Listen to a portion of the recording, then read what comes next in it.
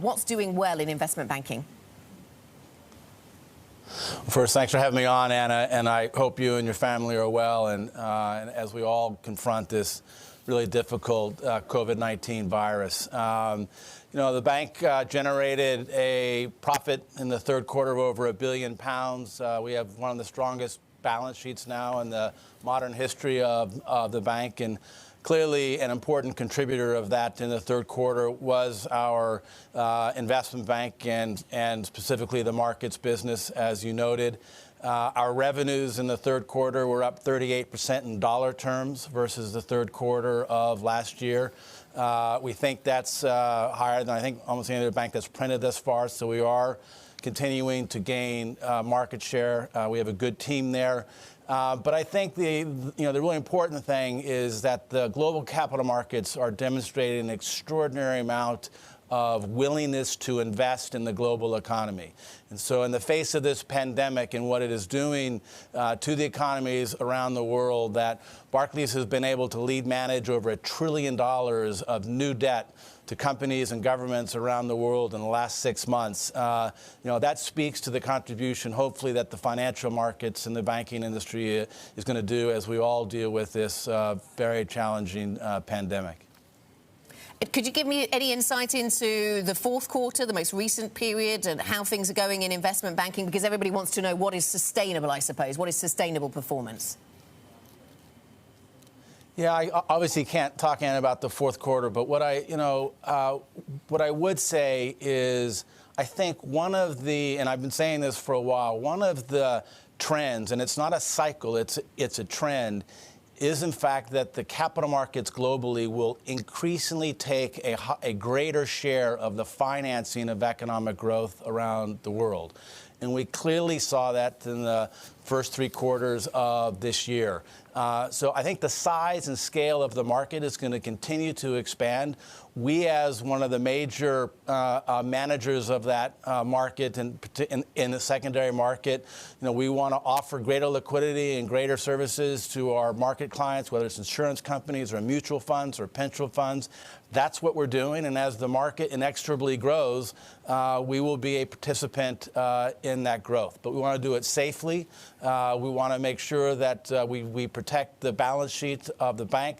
That's why we're doing all this with the highest level of capital we've ever had, one of the most liquid positions the bank has ever had. So, we have an opportunity this time around, Anna, to be a real source of recovery in the economic crisis that we're facing right now, as opposed to 12 years ago when the banks in many ways were the creation of the economic challenge.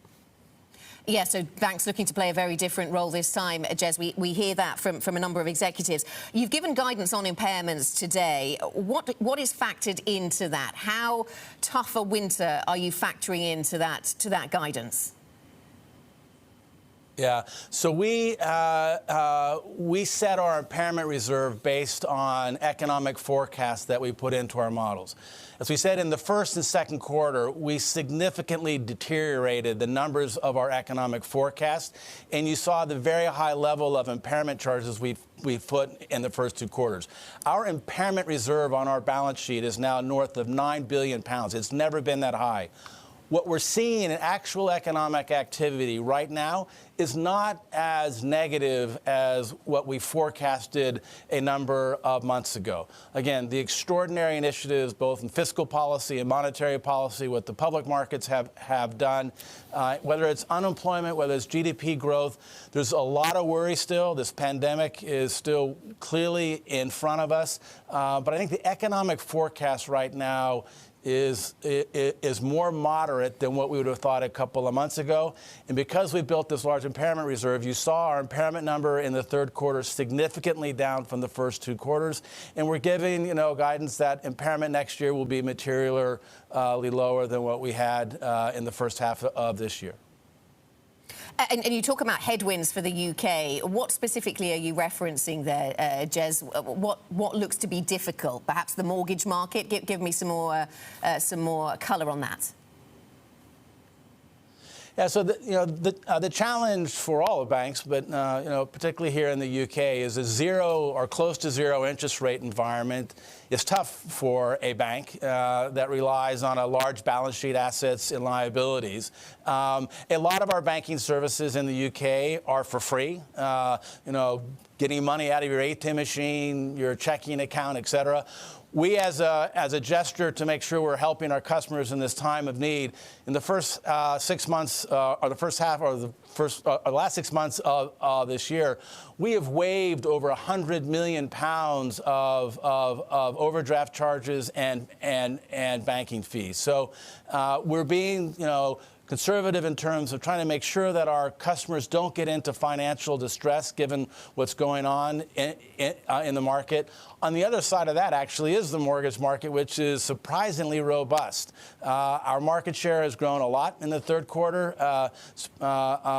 Interest lending and mortgages has gone up. You see it in our net interest margins. So actually one of the real encouraging signs in the UK is how robust its mortgage market is. And we want to make sure that we extend credit to customers who want to refinance their home or buy a new home. So the mortgage market is actually one of the surprising markets, I think, of the third quarter. Jes, you've talked about negative interest rates this morning. You've said that the bank is ready. I heard you reference there that the free nature of a lot of banking products in the UK. Are you thinking about passing on any of the costs of negative interest rates, should they come to pass, to customers? There are negative interest rates in certain markets in Europe, and there indeed, with some large corporate clients, we've passed on those negative interest rates in the deposit pool for large corporates in certain markets in Europe. We are prepared operationally for the bank to run with negative interest rates. There are some negative parts of negative interest rates. Consumers will go to cash. I don't think that's necessarily a good outcome, but we're ready to manage negative interest rates. We would rather not charge our clients those negative interest rates, but we also have to manage the financial integrity of the bank. I think it is important that the central banks keep in their wallet the ability to use negative interest rates, but I personally believe here in the UK it's not likely. You've talked about how you're going to give guidance around the dividend at the full year 2020 mark. So we'll look ahead for that then, Jes. Are you having conversations with regulators? Are things moving on that front? Yeah, as the Bank of England has said, we will have discussions with the PRA in the fourth quarter of this year.